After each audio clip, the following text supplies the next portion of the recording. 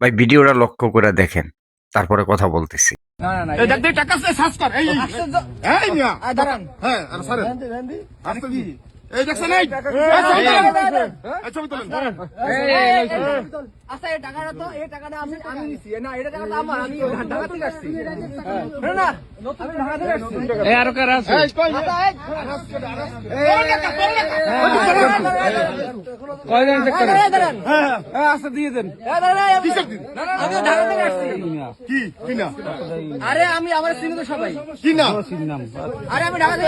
এই জামাতকে নির্বাচন করতে কে বলছে?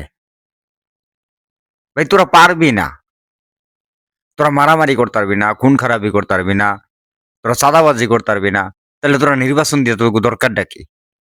হ্যাঁ, তোকে নির্বাচন দিয়ে কি দরকার? কোন বড় মিডিয়াটা তোকে পক্ষে আছে? তোরা হুদা একটা নির্বাচন করতাস,